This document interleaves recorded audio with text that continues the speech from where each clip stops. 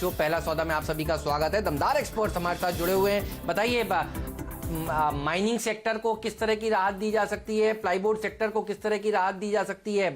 आपकी दोनों एक्सक्लूसिव खबरें भी दीजिए, उसके बाद फिर भसीन साहब से भी समझेंगे कि उनका व्यू क्या है इन सेक्टर्स पर।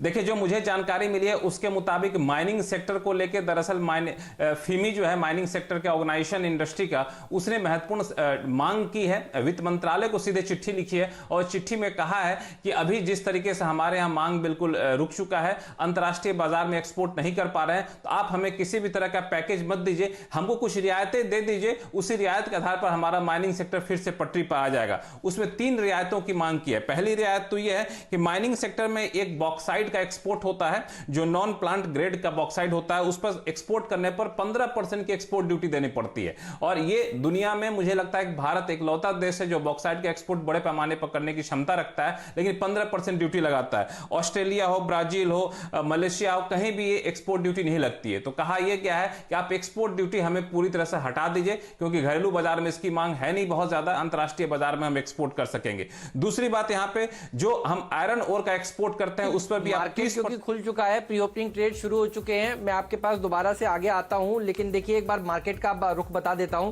कि बस निफ्टी तो देखिए करीब करीब 100 पॉइंट नीचे खुलने की तैयारी कर रहा है और सेंसेक्स ऊपर खुलने की तैयारी कर रहा है। बैंक्स और एनबीएफसीज पे एक हिट देखने को मिलेगा। चल जी, आईसीआईसीआई बैंक 6% नीचे खुलने की तैयारी कर रहा है। हालांकि अभी प्री ओपनिंग ट्रेड्स हैं, ये सेटल होंगे, लेकिन इनके ऊपर आज नजर रहेगी। तो प्री ओपनिंग ट्रेड्स शुरू हो चुके हैं और अब आप देखिए सेंसेक्स 100 पॉइंट ऊपर, निफ्टी 100-150 पॉइंट नीचे। तो ये अभी वॉलेटाइल है, आप कह सकते हैं। इनको 9:07 पर ही दरअसल देखा जाए तो सही बात निकल कर आएगी। बताइए प्रदीप, आपको क्या नजर आ रहा है? जी हाँ, आपकी बात सही है। बैंक्स पे खास तौर पे नजर रहेगी और 9200 के आसपास के लेवल या 9180 के लेवल निफ्टी पे जो इंपॉर्टेंट होंगे। अब आप देखिए करीब करीब निफ्टी वहीं पहुंच रहा है, तो धीरे धीरे रिकवर हो रहा है। अब जो आपके सामने कोट्स आ रहे हैं वो ज्यादा बेहतर दिखाई देते हैं। निफ्टी बैंक के लेवल्स तो अभी हमारे सामने नहीं है, लेकिन देखिए जो सपोर्ट आ रहा है वो आईटी की ओर से थोड़ा आता हुआ। टेक महिंद्रा, एचसीएल टेक जैसे स्टॉक्स हैं, फार्मा कंपनियों में खरीदारी हो रही है। तो डिप्स में बहुत सारे ऐसे सेक्टर्स हैं जिनका इस क्राइसिस से जो लिक्विडिटी की क्रंच है, इससे कोई असर नहीं पड़ेगा, तो वहां पर आप एक्शन देख रहे हैं। और साथ ही साथ आप देखिए ग्रीन प्लाई जैसे स्टॉक्स पे, सेंचुरी प्लाई, तमाम इन स्टॉक्स पे नजर रखिए जहां पे अच्छी खबर आई है। एलेम्बिक लिमिटेड पे नजर रखिए जिसकी बात हमने कल कही थी। तो फार्मा सेक्टर और उससे जुड़े हुए ये तमाम स्टॉक्स हैं जहां पर आप दरअसल खरीदारी होते हुए देखेंगे किसी भी डिप में। जुबिलेंट लाइफ एक और स्टॉक अब मेरी स्क्रीन पे आता हुआ, तो जाहिर है कि ये जो आप एक डिप देख रहे हैं वो कहां स्टेबलाइज होता है, ये इंपॉर्टेंट होगा। और ऐसे तमाम संकेत फिलहाल मुझे नजर आ रहे हैं कि निचले स्तरों पे अक्रॉस सेक्टर्स अच्छे स्टॉक्स में लोग खरीदारी करने की प्री ओपन सेशन में कोशिश कर रहे हैं। तो इसको थोड़ा वक्त देते हैं, लेकिन ये देखना इंपॉर्टेंट होगा कि 10-15 मिनट के बाद मार्केट 9200 के ऊपर सेटल होता है या नीचे। ठीक कह रहे हैं। चलिए एक काम करते हैं, स्टॉक आप सही कह रहे हैं। ग्रीन प्लाई देखिए, मैं देख रहा था जो लक्ष्मण जी की खबर है उसके बाद 11% ऊपर खुलने जा रहा है। ये नीरज जी की टीम में था।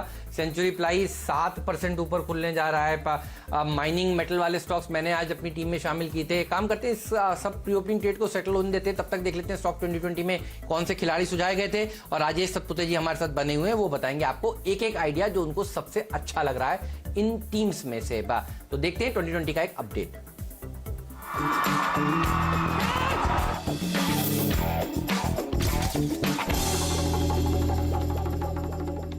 चलिए पूरी टीम देख लीजिए। मॉयल को कल का खिलाड़ी आज का दर्जा दिया था। कल 126-27 के आसपास बताया गया था और देखिए इसने कल 16-17% की रैली दिखाया। तो आज जब नीचे मिले तो वहां पर आपको वापस री एंट्री के लिए सोचना चाहिए। हमने आपको नाम बताया था, तो भाव तो वही होगा जो कल आपने जहां पर खरीदारी करी थी। तो अच्छी तेजी देखिए यहां पर देखने को मिल सकती है। डिप्स में खरीदारी करिएगा।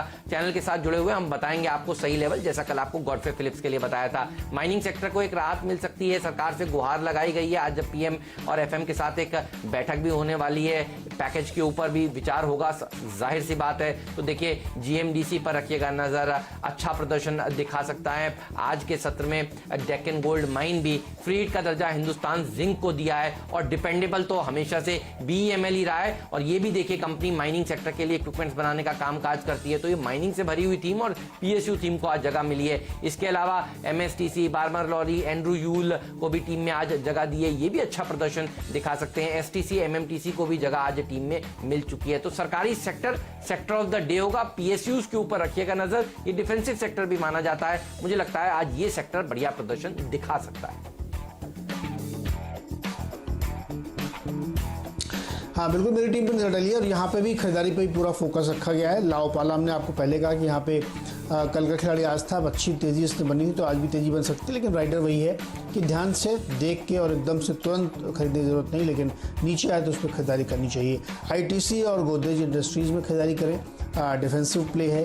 केमिकल का प्ले गोदरेज इंडस्ट्रीज़ में, आईटीसी में भी अच्छा है, तो हमें लगता है कि इन स्टॉक्स में आज अच्छी तेज़ी बनेगी, क्योंकि अगर मार्केट वीक होता तो और तेज़ी बनेगी। नैल्को में खरीदारी करके चलिए, स्टॉक बहुत करेक्ट हो चुका है और इसमें एक मोमेंटम बनने की पूरी संभावना दिख रही है। इंडिया सीमेंट में भी खरीदारी करनी चाहिए, क्योंकि ये स्टॉक इसलिए भी खरीदारी करके चलें क्योंकि सीमेंट स्पेस में अभी भी ये स्टॉक काफ़ी अंडरवैल्यूड है और अगर ये स्टॉक हल्की सी कमजोरी दिखाता तो उसमें लॉन्ग पोजीशन बनाई जा सकती है।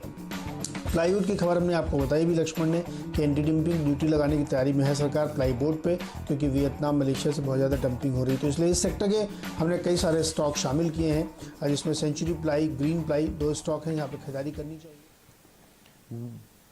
बिल्कुल, तो देखिए ये तमाम स्टॉक्स हैं जो अच्छा प्रदर्शन दिखा सकते हैं, लेकिन इस वक्त की सबसे बड़ी खबर आपकी स्क्रीन पर आती हुई देखिए, फ्रैंकलिन संकट पर चर्चा करेगा वित्त मंत्रालय। तो ये लक्ष्मण जी के हाथ अभी अभी खबर लगी है और वो हमारे साथ जुड़े हुए भी हैं। सेबी से चर्चा करेगा वित्त मंत्रालय। तो देखिए सरकार हरकत में आ गई है और सबसे पहले फिर लक्ष्मण के पास ही देखिए जानकारी है हाथ लगी है। लक्ष्मण बताइए क्या कर रही है सरकार?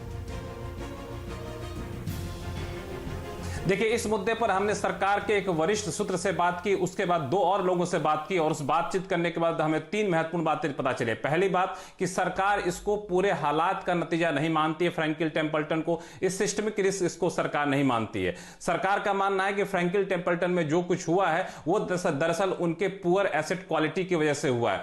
वे जो कुछ हुआ है दरअसल उनके जो रिस्की स्कीम था उसमें पैसा लगाने की वजह से हुआ है। इसको आप पूरे सिस्टम को कोलैप्स के तौर पर नहीं देखिए। फिर भी सरकार इस पर नजर बनाए हुए है और वित्त मंत्रालय जल्द ही इस मुद्दे पर सेबी से बातचीत करेगा और हालात का जायजा लेगा। हालांकि सरकार इसमें दखल देगी कि नहीं देगी, इस पर हमारे सूत्र ने अभी तक कुछ नहीं कहा है। तो मुझे लगता है सेबी से बातचीत